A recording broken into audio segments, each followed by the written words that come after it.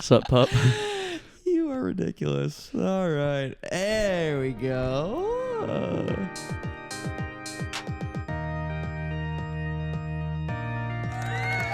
Yes. Yeah. Woo! We're back, guys. Welcome back to the show. Welcome to the show. Thank you. Guys, pipe down. Mr. Owen Lawrence. Thank you for coming. Of course. Thank you for having me on. This is sick. We're very excited to have you, a Michigan alumni. But if my memory is growing poorer by the day, but I don't believe we were on set together ever. No. We only met at graduation. Okay. We met after, like at the end of my time there. Never a class or a set, which is exciting because that means we'll have a lot to dig into here. True. All the FTVM drama. Yes, yeah, I know. That's what that's what people tune in for and love. I planned a segment that I hope you find fun, and we're just gonna have fun, and we're gonna start up top, man. Where are you from? How did you end up here? I'm from Connecticut originally, Okay. Fairfield, Connecticut. Fairfield. Love that place. Yeah. I want to go back, not now, but Right. later. Like you like move back at some point.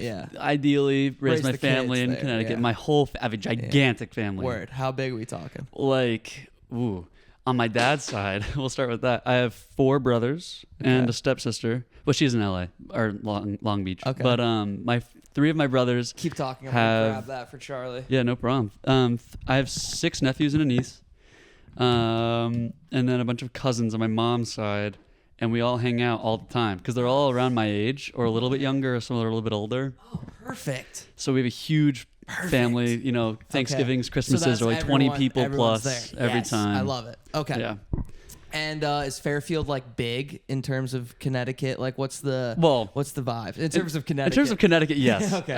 Fairfield itself isn't. It's big, I guess, but it's Okay. not that big. It's not like a city. Okay. It's definitely more of a town. But the thing about like Fairfield County, Yeah. which is the most populous, Nice. I think. Solid flex. I like it. That might be. We'll pretend true. it is. Yeah, We'll we'll fact pretend check it it is. later. It's like a bunch of micro cities and towns. Got it. Like, Got it. you know how here, I mean, we're not here, I guess. In Michigan, it takes a really long time to get from one city to the next. Mm-hmm. In Connecticut, it'll take 40 minutes. You'll pass through 5 different Nice. cities. Yes, because I'm trying to remember my U.S. geography. It's like a small state, right? Yeah, Like, yeah. Yeah, okay. I know Bordering, there's a lot of Massachusetts, New York. people- Right. Rhode Okay. Island. Cool. And public school, Private school. private school. Okay. What are we talking? Like class. My class size was 69. Nice. Dude, let's fucking go. We love it. Nice. 69 people. Is this like a Catholic, Christian Catholic school? It's not a religious school. It was a non-secular place. I've been there my entire life, honestly. Okay. I mean, I went to preschool somewhere else, but Nice. kindergarten through 12. Was that same this school? School, yeah. Okay. And not a boarding school. No. Okay. And so does everybody get really tight when it's 69 people and everybody knows everybody? I mean, like, you have the natural cliques that form or whatever, but having been there for such a long time, especially in my case being like, we call them lifers. Nice. If you've been there the whole time. Sick. You develop like a heightened acquaintanceship with everybody. So Sure, right. even if I'm not going out to like hang out with certain people, I could talk to them at any point in time and they're not going to like scoff. Right, Or anything. right, They'll be right. super chill. And everyone knows everybody's business, kind of. Yeah, everyone deal, knows yeah. everything. I mean, Yeah. I hosted all the main senior functions Okay, at my cool. house. Because my mom was really into that and I was really into that. And so like I was very close friends with a lot of people in various groups. Okay. But I had my own like core group, Sure. but still. And so like I knew a little bit about Yeah, everything. yeah. You were jumping around a little bit with Just a everyone. little No, bit. I like It that. was fun. It's natural after 12 Sure. years of being with the same people. Sure, so. right. It's like, all right, well, I'm going to go talk to somebody Yeah. else. We've been talking for 10 years. Okay, and are we playing sports? What are we doing? Are we in theater? What's Wow. going on? Sports and me have a funny relationship. I played most sports known to man at some point in time because my family, the big family, all of my brothers were college athletes. Damn.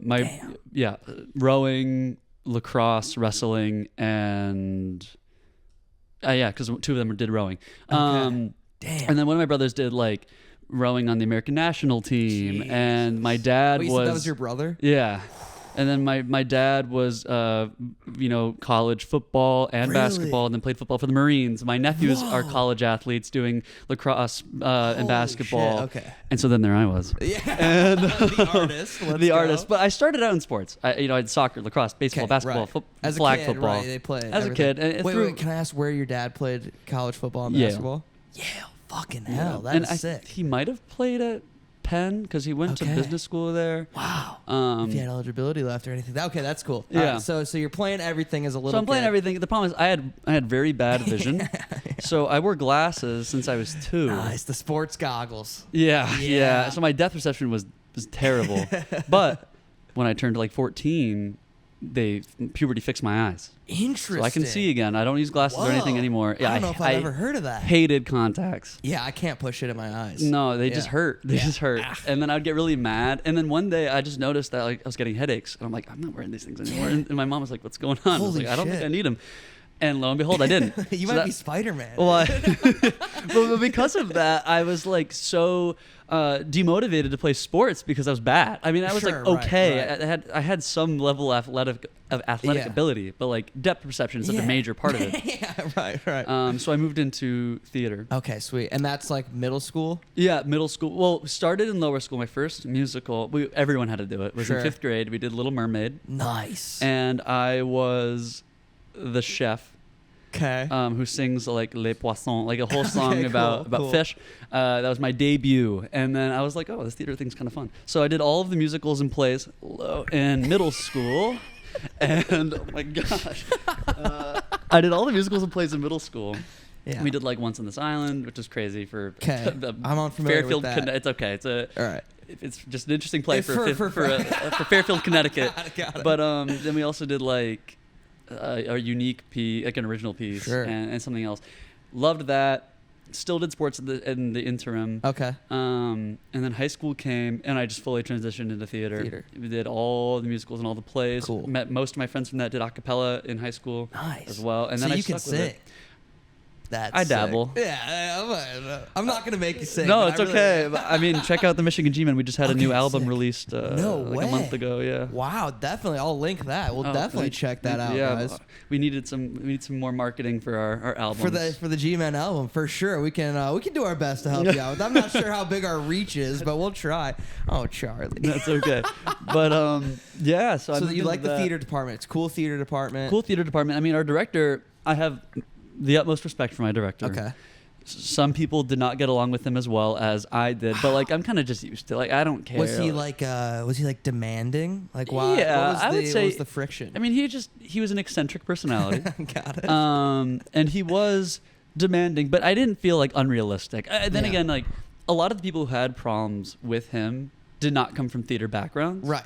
And like I had done, doing theater in high school, I also did it in camps and outside programs and all that stuff. So I'm like, I'm used to that. I don't care. You're like thinking about the next level and like this guy's hard teaching can actually help me get there. Exactly. Whereas and like everyone else. Like for me, I mean, every actor takes notes differently. I like if you tell me I'm doing a bad job, I'm like, okay, and then like that's cool. Thank you for letting me know because then I can do better. Because like I am getting better at it now. I was a very insecure like actor and person, I guess. But so I liked having direct notes of changing things, but a lot of people don't. Right. A lot of people take that personal. Yeah. But it's. So you're like, what the hell? Yeah. It's a job. I mean, I guess it's a hobby in high school, but. Exactly. So are you like thinking in high school already like I want to keep acting beyond this? Yeah, I mean that was the original plan. Okay. I went to a summer junior year. I went to a summer program at Interlochen, and I went to the Michigan's musical theater Impulse program, which is their high school thing. I actually met a few of the MTs who were there on my year. Through that, which was fun because I actually did not interact with them at all during college. But so I went there for that, and I applied dual degree for MT and LSA. Okay. However, I was kind of disillusioned with like theater as a form of study for myself, just because like I get along well with like theater people, but it was just not like my thing like necessarily, and I was a little concerned about doing it as like a career. So I kind of fell out of it, and I didn't get into MT which is fine. But I got into LSA, and I loved the school because I'd been there for 4 weeks. So I was like, I'm going. And was there a family? Like, how did you find? I mean, Interlaken is kind of like nationally renowned, right? Yeah. And that's like, I'm familiar with there because that's up like by where my family's at now. Was there a family connection with University of Michigan that made you like be like, oh, I'm gonna go to that camp? Well, kind of. I mean, my uncle went to University of Michigan. Cool. He's like, it's the biggest fan of that school. Talks Blue. about every single thing ever. Yeah, no, go Blue. I love it too. But he wasn't theater related at all. But like Michigan's musical theater program is world renowned. Right. It's one of the best ever. I have nothing but respect for all the people in it and all that stuff. And so I checked it out, did that, super fun.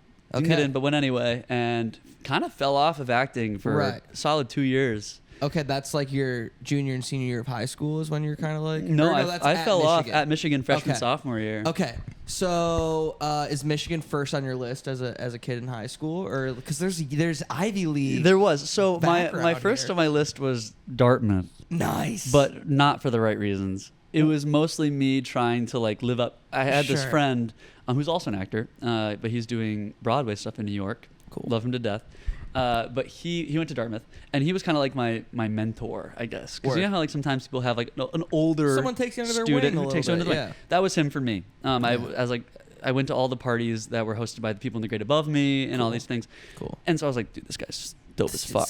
I gotta do what he's doing. So he went to Dartmouth, and I was like, all right, I'm gonna apply ED. Didn't get in, which is honestly a huge blessing because I don't think I would have liked it as much. Yeah. I had a fantastic time in Michigan. All right. Well, let's get into that. So you show up freshman year in Ann Arbor. COVID. Fucking sucks. Oh, it's terrible. So are you in a dorm? I was in Markley. Okay, Mary Fourth Markley. Elliott for those who might have also been there. For those who know. Yeah, I mean, I feel like everyone's dorms are like, it's like where you come from. Like there's a sense of camaraderie there. Absolutely. So Markley, all the Markley folks, we understand the wind tunnel. Like we the cockroaches, we know. Everything that just was going on there. And are you like thinking film now? Because you're in LSA, you're not in musical theater. You're so a freshman. No, I'm still not thinking anything. film. All right, so what are you doing? I was in econ. I mean, I was undecided, I guess, freshman year. And freshman year was dog doo-doo. Like, it was pretty bad. We went home. I joined my a cappella group, which was great because I had one friend from high school that was there, and we hung out all the time. Nice. And then I joined my a cappella group, met some more people, and everything got shut down. So, like, in Mary Markley...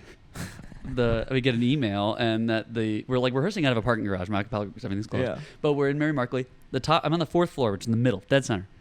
The 1st floor and the 7th floor, we get an email. They're shut down, quarantined. You can't go up there. People got COVID. Okay. The next day, 6th floor, 2nd floor, shut down, closed off. And then the next day, 3rd floor, 5th floor. I'm like, oh my God, they're closed again. This is terrifying. The walls are getting And so every single day I was like, oh God. But the thing was my floor in particular was very quiet. Like no one really hung out. I had a dude that like played the drums on my wall with like 2 spoons, which is really annoying. But other than that, it was really quiet. Like this asshole, somebody lives on the other side of this wall. Like someone came into my room, like knocked at my door asking me to stop. And I was like, yeah, no. Dude, that's not It's me. not me. I promise I'm not the psycho. And it was happening at the time. And so we both went over there. He did stop, which was just chill. But anyway, so they closed us down. Yeah. Whole building. My a cappella group made fun of me. And then the whole school shut down and I went home. Now who's laughing, motherfucker? And so I took like a bunch of various classes. I took like history of witchcraft. Nice. A bunch of obscure ones. It was a great class. I walked in the first day because this was still during when it was hybrid. And it was like 80 people. And I'm one of 2 guys. And I'm like... In history of witchcraft. I'm like, okay, am I missing something? And so I look and it's a women's studies course. Right. Totally valid. But I was like, okay. So I'm curious how this class is going to go. I'm going to shut my ass up and listen. Yeah, so I listened. And we have to introduce ourselves. And, me and the other guy, we pair up. Because naturally. So we introduced each other. And it was crazy because, like, I don't know, I guess I never had that much exposure to real life witches. Witchcraft, the occult. The occult. I like the occult. but I was never that involved firsthand. I want to go on record and say I like the occult as well. Please don't place any hexes or curses on me or the show. That's the thing. Is because these two girls went up and they introduced each other. And I don't remember their names, but they were just like, "Hi, my name is Stephanie, and this is Brittany or whatever." And we joined this class because she's actually a practicing witch, and she wants to like hone her craft and learn about her ancestors and where that whole practice came from. And I was like, cool. I'm going to be very nice to everyone in this class. I don't want anything to happen to me after. Curses. But it was such a dope class. It probably was really cool. It was so interesting because it talked about like witchcraft all around the world, not just Salem. Sure, and it went back like Haiti, it went back way far. Cool. It was really cool. I mean, unfortunately, my retention of knowledge from freshman year is pretty bad, but it was. Can blame you for that one. But it was really cool. Did you ever talk to the practicing witch much? Like ever? No, no, I did not. And then we immediately went back to just full Zoom. So then there was no talking at all. Yeah. Damn.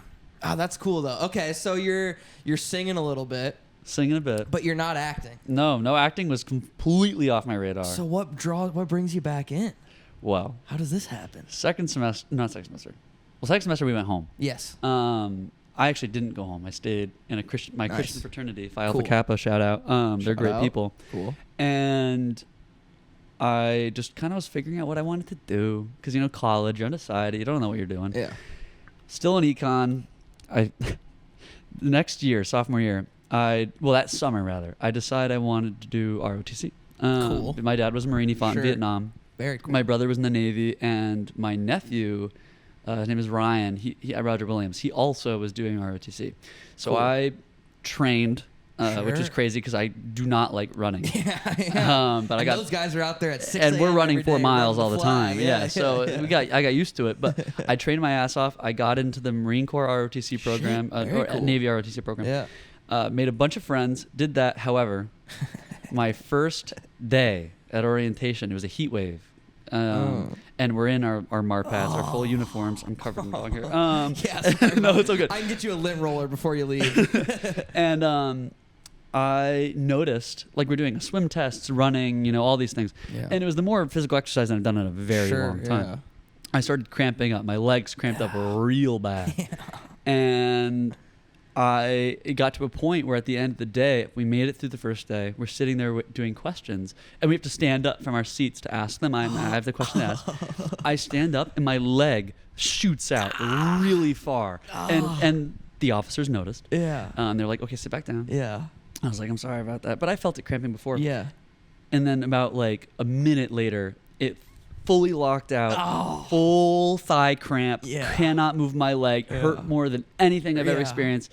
They start, I don't know, doing whatever. And then I try to like stretch it, and then my left leg locks, and I'm on the ground.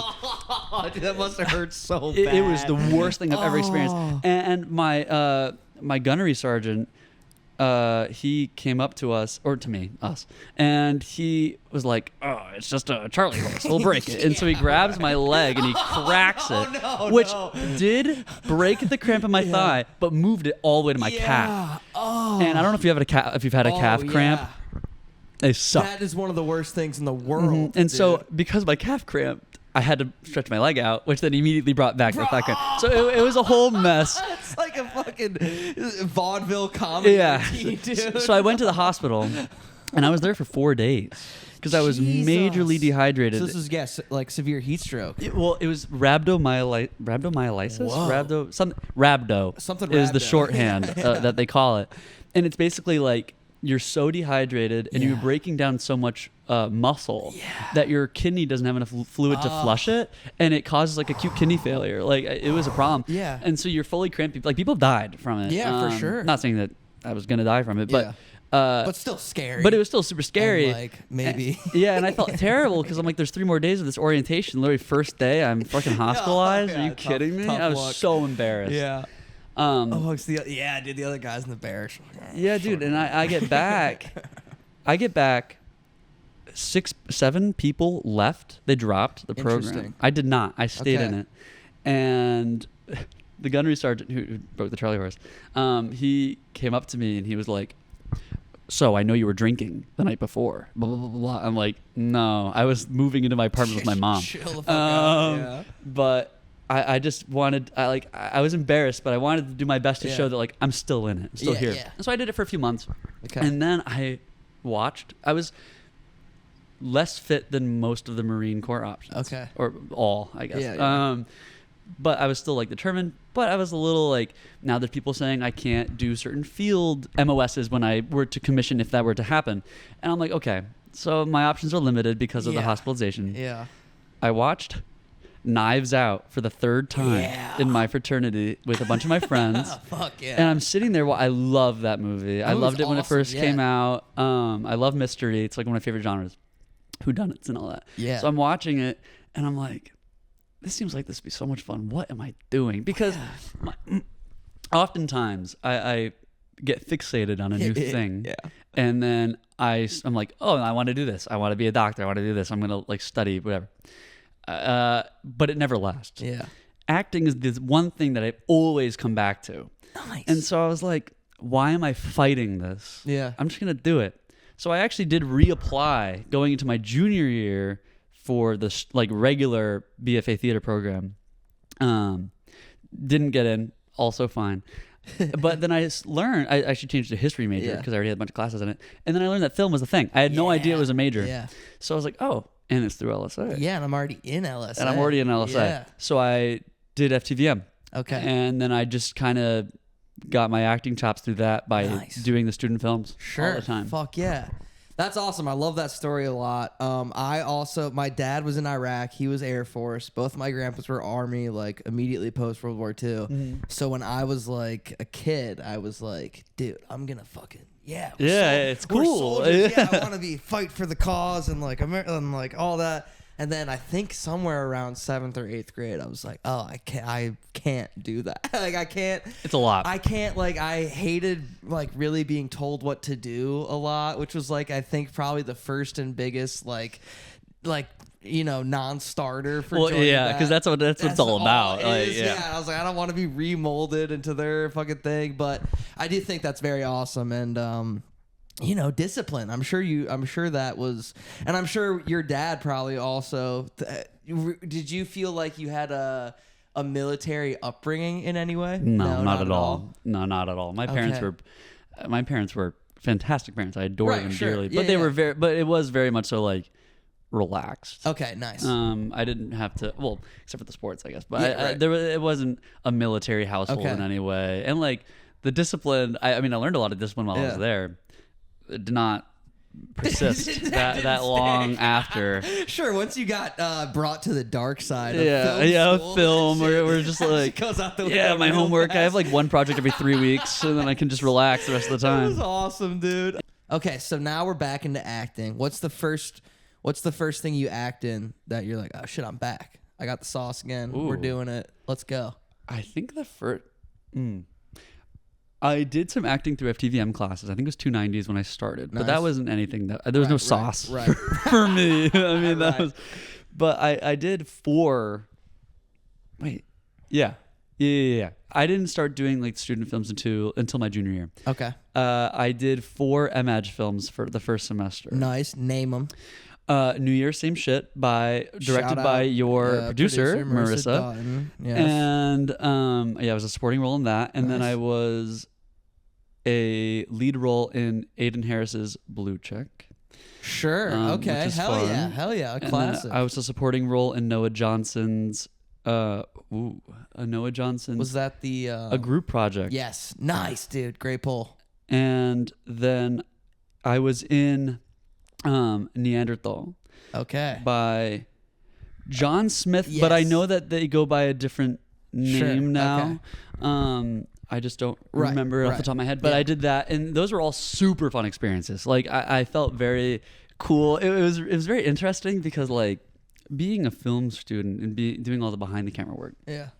So different from being the talent, I guess, quote unquote.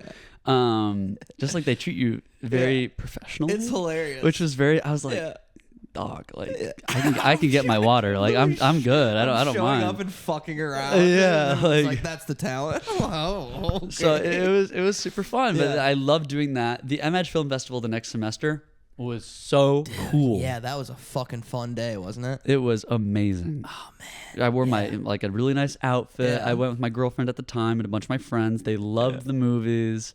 And then, we partied after. It was a blast. Gosh. Yeah, I remember everyone was so dressed up so beautifully and nicely, and I was wearing a full velvet tracksuit. That's awesome. Big, it must have been hot. I was sweating, and I was also, I believe the film festival was on 420. If I'm not Yeah, mistaken. yes, so I it totally believe I was was. like incredibly high the entire evening. But yeah, then we got to go to Jesse Krugel's house after, dude, and have some fun and fuck Jesse Krugel. And God, those were some good days. So then senior year, right? Now what are we doing? Now we're like, we've got 4 projects under our belt. I'm feeling good. I can act in anything. That summer, I went to the Lee Strasberg Theater and Film Institute in New York. Very cool. For a summer program. Such a fun time. I mean, I commuted from my house. It was in New York City, and I'm in Connecticut. So it was like, it's an hour and a half train ride from me, but it was like 2 hours of a full commute each way.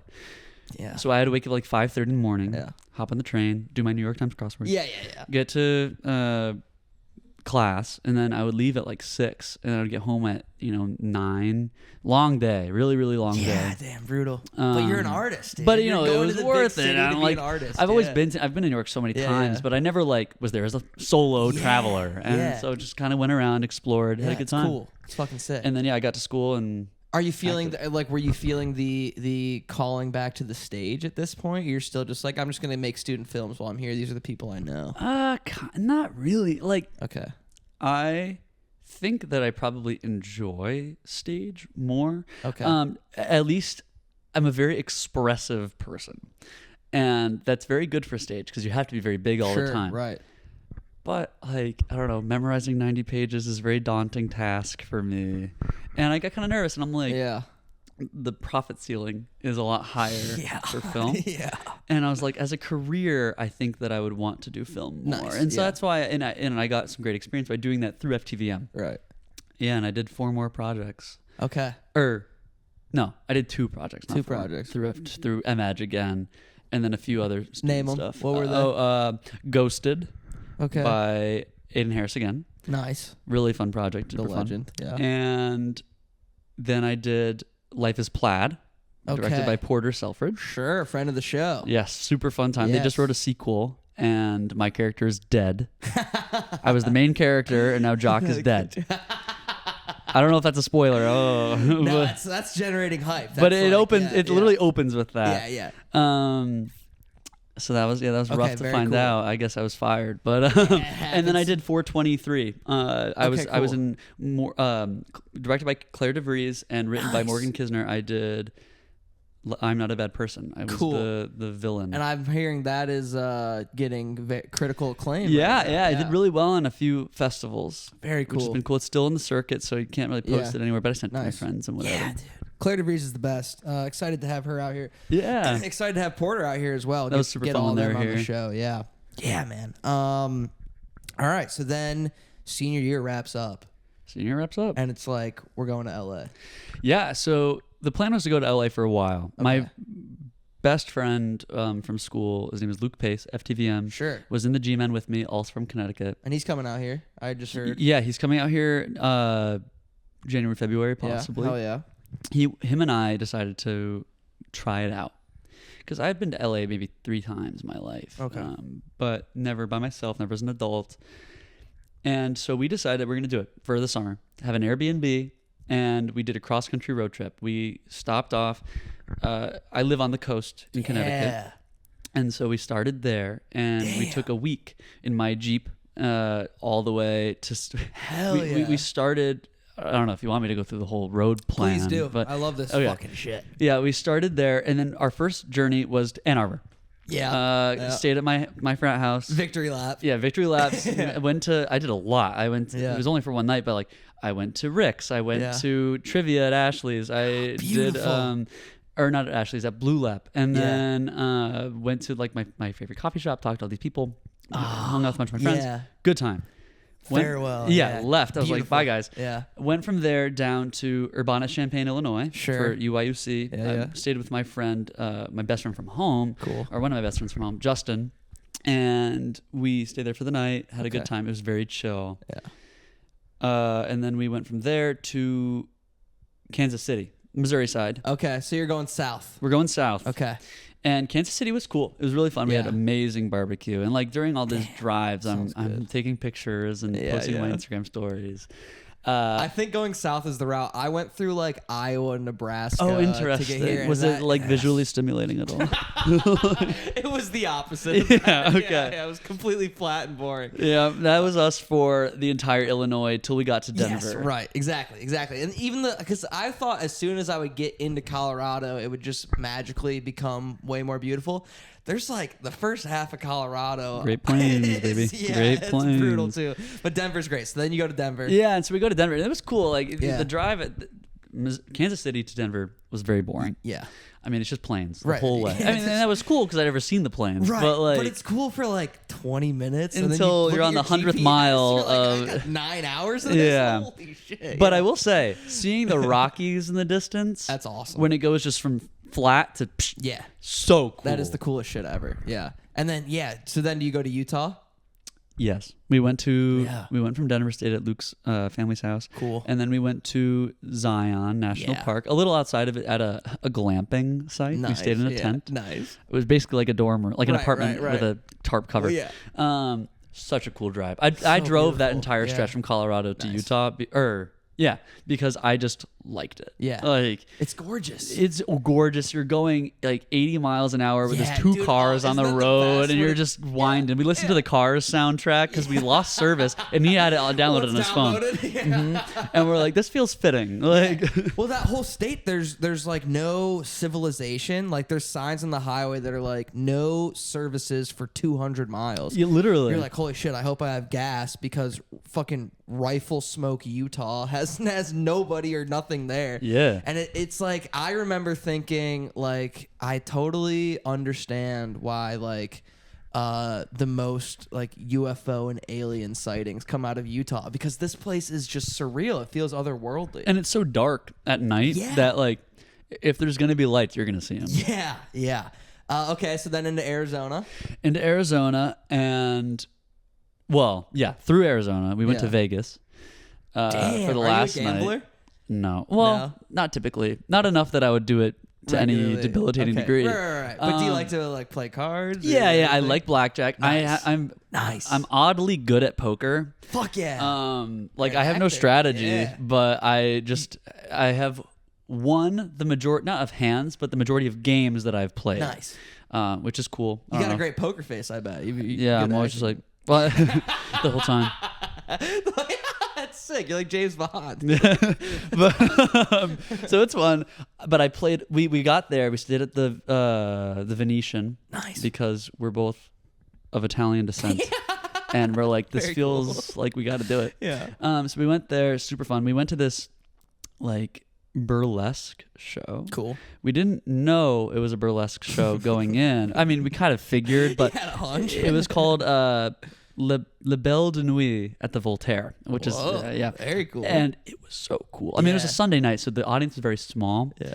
But it was like Cirque du Soleil burlesque. Cool. The people were ripped. Yeah. Like the guys, I was very insecure. I was like, what do I have to do Probably to look like that? Like, it was nuts. Yeah. But they were so talented, and cool. like the acrobatics were insane. It was very tasteful. Nice. And it was a really fun time. And then we went up and we didn't want to buy drinks at the casino because it was really expensive. And we just bought a really nice dinner. And so we went to this liquor store down the street. We walked down the strip, got down there. We bought a bottle of wine and some other thing. And we got back to our apartment our suite. And we got a really nice suite because Vegas casinos, their rooms are very cheap daily because they make up for the money on everything else. Yes. So like we got a king suite, had a full living room, a full bar, like separate section, and a bedroom on the top floor, and it was maybe like $150 each for the night. And I'm like, it's my first time in Vegas. Like, I'm doing that. Sorry. Let's have some fun. Yeah. So we did that. We get back. I go to the bathroom. Also, I'm like scared to tell the story. So we get there, and the hotel room is like built for people to have sex. Sure, yeah. The tub is gigantic. The shower is 2 heads and a gigantic stool that connects them both. The bed was big. There's all these mirrors everywhere. And on the mini bar, there's, food. Yeah. But there's also these 2 boxes, a him and a hers pleasure kit. And we're like, no, it was just called the egg. It was called like the eggs. And we're like, what is this? So we're curious. Well, no, we didn't want to open them because we knew if we opened them, we bought them. $80. But we pick it up just to read it, just to see what it is. And pick it up, we're looking, we're like, oh, so this is the his and this is the hers. Sure. What could possibly be in it? Because it doesn't say. Yeah. And then we're like, oh, wait, we just picked it up. Like, did we get charged? Because like some hotels you have like 60 seconds. Yeah. But we put it down really quickly. We go on the TV and we check to see what it is on our charges. It was $60 each, already charged immediately after we picked it up. Yeah. I'm like, well, now we gotta open it. So now we have no choice. So we open it, and it was like, oh my god, it was the his. I mean, they both had like 2 condoms and lube, and then the his had a pocket pussy, and then the hers was a tiny vibrator. What? And we're like, and I was like, he had a girlfriend at the time, and I'm like, this is yours. I'm gonna take this for me. Was it nice? Was it good? No comment. Nice, but it was really funny. Oh no, I didn't mean to play that one. Just that. Thank you for the celebration of me exploring my. I've always wanted to try a pocket pussy.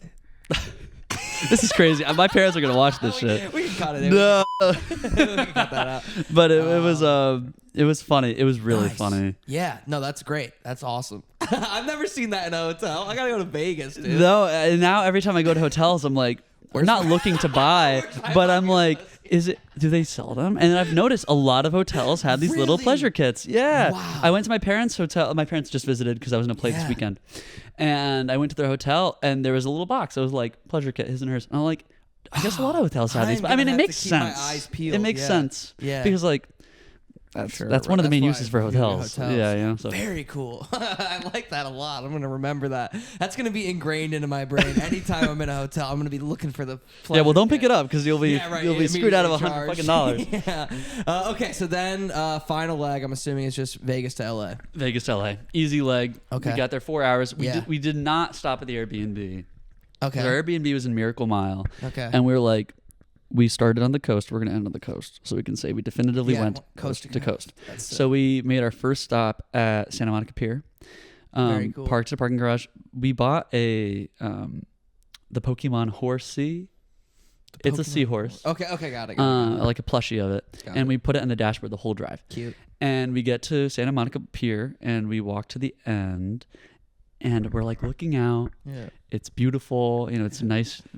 Maybe 4 o'clock or something. Yeah. An orca whale crests the water, and we're like, okay, this is gonna be great way to cap off. Yes. This is gonna be a good time. Yeah, dude. And then we went down to the beach, popped in the water for a little bit, and then got out and went to the Airbnb. God, that's fucking beautiful. So that was our journey. Beautiful, dude. Beautiful trip. I love. True coast to coast is pretty badass. It was pretty fun. Well, I had to do it because I wanted to take pictures of my maps. Yeah. When I was in each place. Yeah. For the Instagram story, and I did. It was cool. Very cool. And I hear you just wrapped up a production. Yeah. A play. I'm in a theater company up in North Hollywood called Theater 68. If any listeners are into theater, it's a very cool place. It's very collaborative. It's more like an artist's community than it is a theater company where you're paid to put on shows, because we're not paid and we're not putting on shows regularly. But it's a bunch of like-minded actors. Who just want to have like a space on Monday nights, 7 to 10, to do what they love and not have to worry about anything else. Hone the craft. It's very cool. And one of the people in it directed this play called Lost in Radioland. And which is like set in the 1940s. It's in a studio, like a radio studio, and they're putting on 3 scary radio plays, and there's like a through line story about the people in the thing. I was playing a James Dean actor type guy called Gene West, who's meant to be like this really hot dude. Ego boost, which is great because everyone treats you like your character a little bit. So that was fun. But we do a bunch of rehearsals. Such a fun time. Everyone was so talented. Everyone was so friendly. Like there was no drama at all. And like every play that I've been in has had a little bit of drama, but this, nothing. And especially like in Los Angeles, something that I felt a lot is like there is like, and I think it probably like most people were within your age range. I'm imagining. Nope. No, interesting. No, I was the youngest by a lot. Well, that's really cool because I feel like doing stand up, and I don't do it super often, but like from what I've done, it's like there feels to be a fair amount of like resentment and bitterness and just competition like, and all these little things. Yeah, I agree. That was not the case here That's at all. Awesome. Yeah, I mean, I'm 22, and there was one dude who's now 23, but he was 22 when we started. He's a good friend of mine. And then the rest of the people were 26. There's a few 26 to 28-year-olds, and then we had like 60s, 50s, 70s. Yeah, it was super cool. And like, I was the baby, I guess, but I was still treated like an adult, which was fun. And like treated with respect and credence for your skills. Which is what it's all about. It's all about just finding that group of people that you lock in with. I love it. Yeah. And congratulations. Do you think there will be more plays in the work here? Maybe. Not at this exact moment. I mean, I'm doing scene work through the theater company for stuff. But I'm kind of trying to take a step back and really focusing on, self-submissions and all these things. Actually, because of the play, I have a meeting tomorrow with a commercial agent. Because he's a friend of the writer, and he watched it and liked it so much that he was saying that he'd be interested in like talking to people. Yeah. So I emailed him. We have a meeting tomorrow, so that'd be a really cool thing. Because I was kind of nervous. I'm like, this play is 5 weeks of my time. Like, am I gonna be? There's other stuff I could be doing. I'm missing some things. Yeah. But like, I wouldn't have traded it for anything. Knowing what I know now about it, it was so fun. Very cool. Well, do you want to play a game? Do a segment? Sure. So you mentioned earlier, my roommate's watching Veep. Oh, sweet. Sorry, hold on. I was like, is this the activity? The game is we watch Veep. Yeah. You mentioned earlier that you practiced Taekwondo. Talk to me about that. Oh, dude, it was a long time ago. I'm technically a black belt. That is fucking But sick. like, definitely, it was pre-high school. So okay. And I was gonna continue. My whole motivation for doing it after a certain point was that I really wanted to learn how to use the wooden katana, which is something they only teach you after you're a black belt. Right. And then I did it. You became a black belt. I got my big ass trophy. It's literally like this tall. And I go to the thing. I'm like, okay, so can I start learning the wooden katana? And he's like, we actually don't teach that anymore. Oh, I was like, are you kidding me? That was my entire reason. Yeah, you guys are scam artists. Like that was my motivation. This is a con. I also practiced Taekwondo. Oh, sweet. It was probably from ages, I want to say like maybe 9 to 11. Only reached like purple belt, I want to say, but also that's not that far behind from black belt, right? it's 5 or 6 steps. It's like purple, and then there's brown and red and black, red and black and black. Yeah, red, yellow. I think there's a few steps between me and black. I think purple was only like the 4th one, but I also saw all the weapons that they had in the dojo and was like, I want to. And they were like bow black belt, and all that stuff. Yeah, coolest shit ever. Nunchucks. But it got me thinking, Taekwondo, sick, badass, dude. Taekwondo is badass. Yeah. Looking to start more martial arts out here. That is awesome. That's so cool. And like, do you think you could like fuck somebody up? Like any male, I like to think that I can. I think you could too. Well, what I've done here is, and the audience can't see this yet, but I was doing some research on Taekwondo history and famous Taekwondo practitioners. Okay. And there are the 12 original masters of Taekwondo, which seem like, sick, badass people, but obviously the general public doesn't know about them. There's like a long string of famous MMA fighters. Do you watch like UFC at all? No, I don't. So like Conor McGregor, I know some people. Right. Yeah. Anderson Silva, Valentina Shevchenko are like the major like Taekwondo practitioners in the UFC, but I was like, well, nobody wants to hear us talk about UFC. But there is a list of like celebrity practitioners of Taekwondo, and there's a smaller list of honorary Taekwondo black belts that I pulled from too. And so what I've done here is I've compiled this is an eclectic group of people. A 16-seed tournament that I am officially calling the Hunter Davidson Radio Hour Taekwondo Tournament. Let's go. The THDRH Tournament. Taekwondo Tournament. What else we have on here?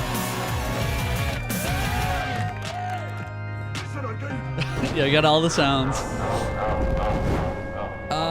So we have 16 sort of like a Mortal Kombat IRL tournament. Cool, We're gonna cool. say I've seeded these to try to create the most interesting matchups that I think I can. We'll see if that's actually the case when it happens, but we're assuming that all of these people in their physical primes are facing off in a we'll call it a 3-round UFC rules Taekwondo tournament. Okay. And we're gonna pick the winner, and eventually we'll crown the ultimate THDRH Taekwondo Tournament champion. For How do you sure. feel about that? Oh, You like I'm that? ready. All right. Well, we're gonna start the tournament here.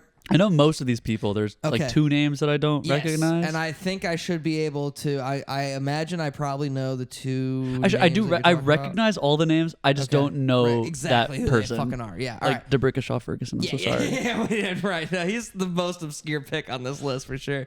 But what a great name! But what a fantastic name. So we'll start up here with the very hotly contested 1 in 16. I already have my answer. Okay, so we have Chuck Norris. Sort of especially when we were like growing up, sort of like the guy of like ultimate badass. You can't beat him. He's the real life One Punch Man. Exactly. Yeah. Exactly. Beats anybody. Mythic demigod. Yeah. Right. Facing off against Arnold. Arnold Schwarzenegger. Mr. Freeze. Mr. Freeze. Yeah, chill out, man. Terminator. And yes, I'll be back. How many more roles could I name where you got quotes for? Let's dumbass. It's not a tumor. The former governor of California. Oh, true. I always forget that. Yeah, that's crazy. I think this is a fun, matchup to get us started. Obviously, Chuck Norris has that mythic quality, but Arnold is also like in his prime, like the most jacked dude ever. And if he really whole competition. if he really knew, I didn't even spill any beer out of that. How cool is that? Good work. Good work. If he really does know. I believe he was an honorary black belt. I believe he didn't practice super, but that's okay.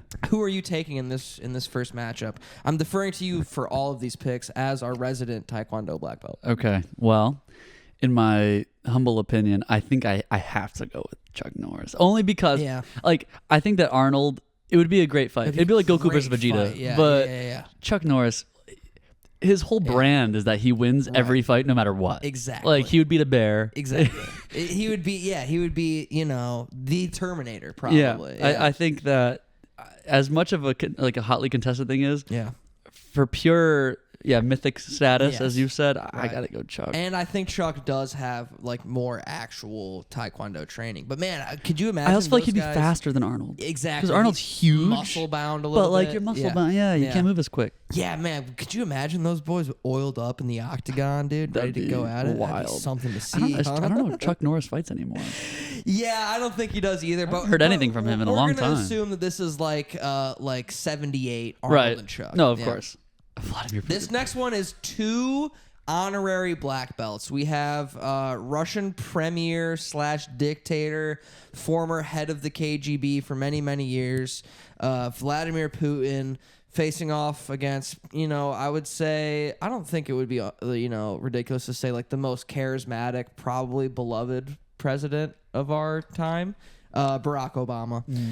Both have received honorary black belts. Obama practiced Taekwondo from 2001 to 2005. It's 4 years. He was a junior senator in Illinois. Putin, we don't have any sort of official record on his training, but KGB. He probably learned some stuff. He's killed people or done something. So who are you going with here? In the octagon. Ooh. Obama's got the reach, probably. He's got the height. He definitely does have all of those, but I don't know, man. Has that Russian fucking reach is big, but like Short people, like smaller people, they can fuck you up. Yeah, they get in tight. And I don't know. I think that KGB training, like he's learned how to kill people. Yeah, I was. And he's Russian. That KGB training does scare me a little bit. Yeah, like I wouldn't want to fight someone. And we're going both KGB. in their primes, and it's like obviously we want to go Obama. Oh, we want to. We want to go Obama. But we're being realistic. But being realistic, we're going I Putin. think Putin would win. I love it. We're gonna put that in. All right. Next we have yes, action star. I guess Dreamboat. I guess you could say kind of a bit.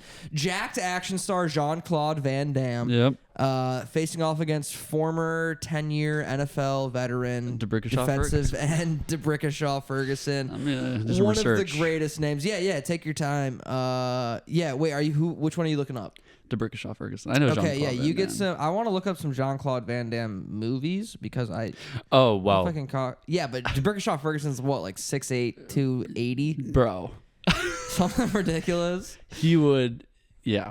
So we have Bloodsport, kickboxer, Lionheart, double impact versus NFL All-Pro defensive end DeBrickashaw Ferguson. Oh, they're both Van Damme and huge. Yeah, wait, what is? Let me get Van Damme's measurables here. Yeah, we got to get the stats. So Van Damme comes in at 5'10", 176. And DeBrickashaw Ferguson's 6'8". Yeah, I mean, I don't know that for sure. Let me get. Here we go. DeBrickashaw Ferguson is measuring in at 3'11". We'll call 6'6". 6'6", 3'11". Bro, I'm sorry. Jean-Claude's gonna get consumed. Yes, I unfortunately didn't do weight class checks on this one. I did not realize he was 6'6", 3'11". That is, I mean, Van Damme could probably have perfect technique on a flying roundhouse kick, and it probably wouldn't make DeBrickashaw flinch. So we're going to give that one to Ferguson. Congratulations to Brickashaw. You advanced to the next round. This next one is fun. This one is fun. Jessica Alba. Lovely ladies. Yes, one of the best ever, facing off against live action Daphne from Scooby-Doo. Yeah, she's also my favorite horror movie. Really? Which is what? I Know What You Did Last Summer. It's a slasher by the same dude who wrote Scream. Yeah, classic. Her and Fred and live action Fred. Yes, right. Freddie Prinze Jr. Yeah, they both did it. So this is both have Taekwondo backgrounds. Really? Very cool. Yeah. According to Wikipedia. Okay, no, I believe it. I believe it. It's for everybody. I figured I figured this is probably going to be one of the closest matches of the evening. Yeah. Of this huge night of fighting. Which way are you leaning here? I'm trying to think if I remember seeing either of them in martial roles. Okay. We'll do another. We'll do another quick. Are you getting Jessica Alba? We'll get Alba up here. Let's look at the Alba discography. Fantastic Four. So she was Invisible Woman. Yeah, she was. Probably some Taekwondo for that. Dark Angel. I've never seen. Honey. I've never seen. Trigger Warning is brand new. I don't know. I don't Sin know any City of these. didn't see. A lot of movies that I literally seen. But I'm sure that she can fucking. But Sarah Michelle Gellar's Buffy the Vampire Slayer. Yeah. And Daphne. She's hunting and Scream extraterrestrial and occult creatures all the time, supernatural creatures. I think we got to give it to SMG, right? I feel like she deserves it. She's put in the work. She's put in the work, and she's got a tough second round matchup against DeBrickashaw. That is unfortunate. True, that is pretty rough. So this time, next round, this one I think is very fun. We have Brenda Song, aka London Tipton of Sweet Life of Zack and Cody. And she's in The Quarry too, which What's is The Quarry? The Quarry is like a storytelling game. It's do you know Until Dawn? It's okay. No, I do know Until Dawn. It's a video game that basically you're following a cast of characters that are in various precarious situations. And Until Dawn was there's Wendigos. Yes, and I remember The this. Quarry. I would actually recommend people play it, but they get into a big thing. Let's plays of it. Yeah, and she's in it. Cool. Yeah, that is cool. She does a lot of stuff. She's a badass in that. Yeah, I'm glad she's still working. Yeah, and she's great as London. She's married to Macaulay Culkin, right? I did not know that. Yeah. Oh wait, no, I did know that. You have a kid. That is fun. That's a cute couple. Facing off against Christopher from The Sopranos, Dude. Michael Imperioli. He's so cool. Christopher. White Lotus season 2. He has a musical going on right now. Oh, I did see a picture of that. Very cool. Is that Broadway? Off Broadway? What do we? I don't know. We don't know. I don't know. But it's one of those. It's in New York. that I do know. Okay. So, but I do think this could be kind of an equal fight. Who are you going with here? Man, Christopher was such a sharpshooter. Yeah. But like in a hand-to-hand fight. Yes, exactly. I feel like London Tipton would like throw it down. Kind of thinking the same. I think she has like a switch she can flip. Yeah. That would go like full berserker, and I wouldn't want to fuck with Brenda Song. No, I wouldn't either. I feel like I got to give it to her. I agree, and like I don't want to, obviously we're talking about the actors, not the characters. Yeah, of course. But honestly, this should be London Tipton versus Christopher from The Sopranos. And I think Christopher might get on the dope, get on the junk, and just get completely caught off guard. Yeah. London Tipton, she's always like those those Secret Service guys are always around and shit, They probably taught her a couple dirty tricks or two. So let's go Brenda Song here. And like Macaulay Culkin's taught her all these like traps and secret moves. You never know. Exactly. This next one is kind of fun. We have the mind freak himself, Chris Angel, facing off against multiple-time Masters champion, one of the greatest golfers of all time, Phil Mickelson, the lefty, who allegedly knows Taekwondo. Okay, yeah. This is a very interesting matchup. Yeah, this one's kind of fun. Right? I mean, I feel like the golfer's got a really good arm strength. Yeah. Probably got coordination. He's working down. it out all the time, right, swinging. But then again, his rotator cuff might hurt. Yes, right. But this is his prime, so I guess that's not valid. And you also have to keep in mind the mind freak probably knows like he might have created his own like Taekwondo magic combined. I was gonna say, like, is magic allowed? Like, can he use little tricks? I'm gonna say it is allowed, and he might be doing dark martial arts. Okay. He might be doing crazy type shit, dude. So keep that in mind. But also, Phil Mickelson has the discipline. He has like the mental focus that it takes to golf at the highest level in all the land. So for sure. This is kind of a tough matchup. Who are you going with? Ooh, it's very close. Yeah. I feel like this one might go. I think if it's brute strength, I would say probably Phil. Okay. But I think if we're like thinking about technique, I feel like Chris has got some like after image technique, like some crazy moves that you wouldn't see coming. Yeah, he'd shake it up a little bit. He'd sleight of hand his ass. He would tricky. He would do sleight of hand. He'd tie his shoes together or something. Yeah. All right, Chris Angel there advances through round 1. This one's kind of fun. We got Dirty Dancing himself, Patrick Swayze, facing off against renowned folk singer and stoner Willie Nelson, who apparently knows Taekwondo. Does he? I'm not surprised. Patrick this Swayze one I think this one's probably like in my head I think I know where this one's going. What are you leaning towards? I think this one's probably Swayze. I was thinking. I think Swayze. Like I don't think Willie Nelson. Like obviously we're going both in their prime, but like I think Willie Nelson probably even in his prime was not like in super good shape. I would imagine more peaceful. Yeah, exactly. There's nothing wrong with exactly. It's great. It's beautiful. Taekwondo he probably was taking to like for meditative or like reasons or something. Self-control, discipline. Exactly. I think Swayze probably throws down a little harder. Yeah, and he dances. Exactly. Yeah, he's got that full body aerobics. Great, dude. Yeah, he's in such good shape. But he's gonna have a rough fight in the next round after we decide who goes here. And this one I am very happy with. We have. Did you see Monkey Man? No. Monkey Man's I think quite good. I like it, and I'm just a big Dev Patel fan. Okay. He's our first combatant, and he is facing off against sort of one of the a cultural zeitgeisty type guy, especially as very recently podcaster / stand-up comedian Joe Rogan. Noted martial artist. Noted martial artist. Talks about it a lot. Talks about it all the goddamn time, and like, who cares, No, I'm just sorry. I know Joe Rogan listens to the show. He's a big fan. I don't want to piss him off. But I think Joe Rogan's like 5'4". Is it? That's good. Jamie, can you check that? Yeah, I make Jamie jokes a lot. I listen occasionally to Joe Rogan podcasts. Nice. But Look, I think, I make the Jamie jokes a lot, and no one gets it. And I'm like, how can I be the only one to understand? Because like whenever I'm in a conversation with someone and someone says something that someone has to fact check, I'm always like, Jamie, can we get can we crunch those numbers? Yeah, can we get that? Can we get that up? Joe Rogan is 5'8". I'm wrong. I'm sorry. He just looks. I think it's because he's so fucking stocky. Yeah, He just looks short. And then we'll get a. I mean, should we get some Dev Patel measurables in here too? Yeah, I feel like the Dev Patel measurables are gonna not play to his favor very much. Really? You think so? I guess he might. He's 6'2". Oh, he's 6'2". That's pretty good.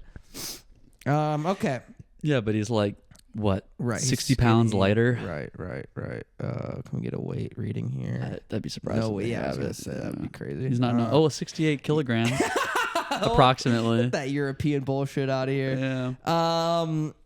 All right. Well, there we go. Dev Patel, Joe Rogan. Which way are you leaning?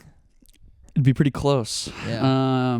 I think that Dev's got the reach. Yeah. Being 6'2", I understand. Long arms. Yeah, this is almost Obama Putin rematch. Yeah, it kind of is. I feel like Joe has a bit of an edge. He's got the martial arts background. Yeah. He's a fighter. He does the sensory deprivation everything. tanks. He's very present. He knows about recovery. Yeah, he understands all that. I honestly feel like if he literally just ran full sprint to Dev Patel, Dev would fold. I just feel like that's probably true. All right, there's round one, guys. We're gonna go through round two pretty quickly now that we've gotten our reasonings out. First one is a tough one though. Yeah, this is rough because I used the Chuck Norris argument before. Norris v. Putin. So now we have sort of the mythic against the like actual holy shit. Yeah, but I can't use the mythic as a trump card this time. Okay. Like, because I feel like that's wow. Yeah. All right. Okay. I'm interested. I'm in. What are you thinking then? I don't know. This is rough because like. Well, I just don't want to use it as a surefire. Sure, win. like a crutch. Otherwise, he'll just win. Yeah, like come on. Right. And that would do him disservice. Yes. This is hard because like a part of me.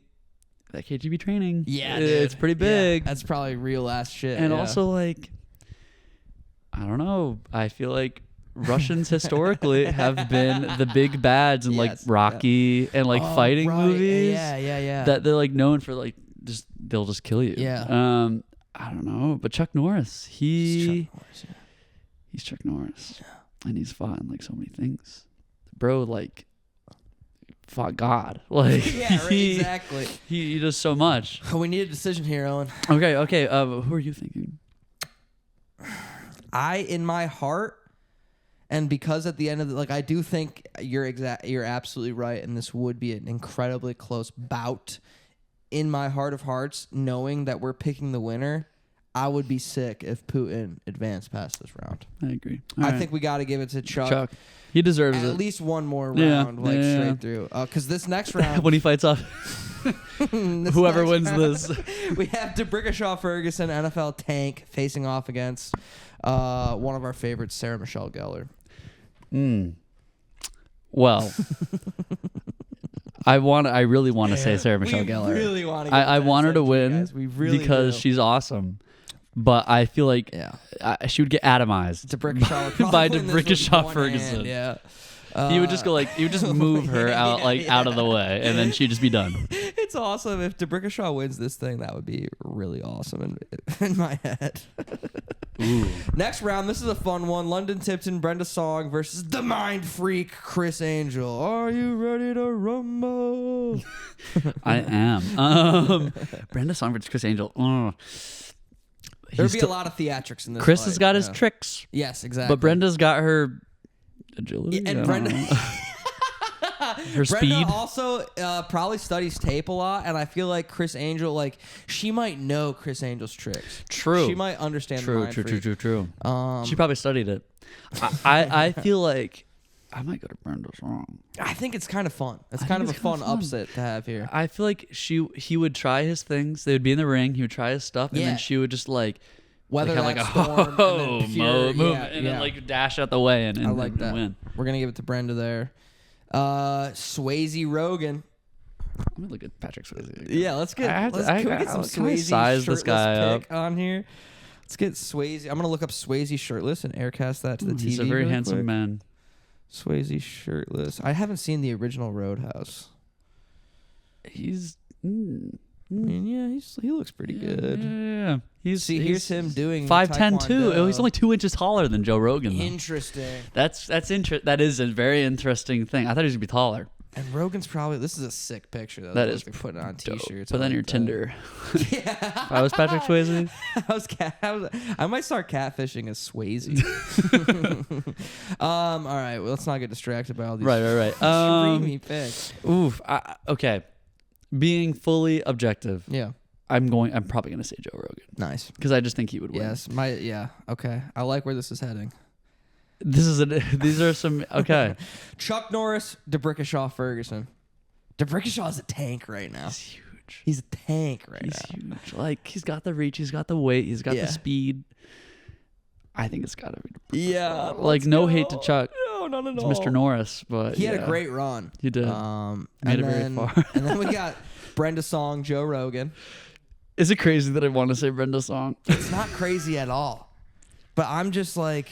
But like, if she wins this, she has to fight DeBrickashaw. And Joe Rogan's probably twice her weight. Yeah, and I think honestly, and I would hate to go into all these live sporting events these days are rigged, blah blah blah. But like, even beyond fighter safety, like I think everybody wants to see Rogan DeBrickashaw in the title That'd be bout. Crazy in the prize five-round fight. championship Yeah, prize fight. I'd watch that pay-per-view. Brenda had a great run, but I she think did good. This one's Rogan too. I think it's which Rogan. sets up our title fight. DeBrickashaw v. Rogan. Wow. We made it all the way here. We made it, dude. We did it. We did. We fucking did it. Oh gosh, DeBrickashaw, Ferguson versus Joe Rogan. I feel like the answer is probably there, but I gotta say DeBrickashaw. Yeah, I think that Joe Rogan's got so much martial arts experience, Yes. but from pure like stats, and like, but then again, it's a Taekwondo match. Are we following Taekwondo rules, or is it just like see? That's what fighting? I was thinking, because I was gonna do like point-based shit, but then I was like, that's not what we want to see. We want to see there will be, if there is no knockout, we will go to judges' scorecard, which would favor technique. And I do think, like in this bout, DeBrickashaw v. Rogan, I do think Ferguson Rogan. I guess I just love saying DeBrickashaw. It's a cool ass It's name. one of the most fun things you can say. If you're at home, say it right now. I do think like Rogan would probably score better, but all it's gonna take is one clean hit from DeBrickashaw, and then that's done. So, or I guess it's kicks, because Taekwondo is much more kick based. Yes, right. And I feel like Jesus, it's that dude, DeBrickashaw. a kick from Ferguson would probably. Dude, I think that would sever a limb. There we go, guys. DeBrickashaw Ferguson wins the THDRH Taekwondo tournament. Thank you to all the competitors for coming out. We're very happy with how this happened, and we'll hope to have another bout again at some point in the future. After they recover. Yes, after all the recovery and after all of the mob. Oh, I'm sorry. I just closed Charlie's ear to my laptop. You okay? I'm sorry. She's good. And my friend, we're at an hour 13, which typically means we've completed an hour of internet radio. Is there anything else you want to get off your chest or plug or anything? I have nothing else to plug. Okay. Anything off my chest? Jesus Christ. Anything at all? I don't know. I would say that being here and being a Michigan student has been a big blessing. Our Michigan alumni. Yeah. I feel like as an adult. Yeah.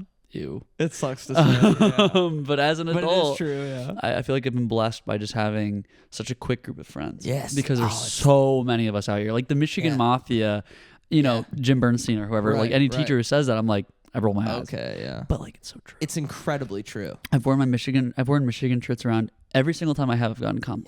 Always get a go blue. I got a comment. I was at Universal at the Starbucks within Universal at 12:30 at night, and the barista was like, "Did you go to Michigan? Go blue." I'm like, "Yeah." Did you? He's like, "No, I went to Penn State." I'm like, "Oh, well, thank you." I mean, we are, or I guess you are, but I was like, that was so funny. Yeah, and just little stuff like that. It was awesome. So dope. It warms my heart whenever I see that kind of stuff.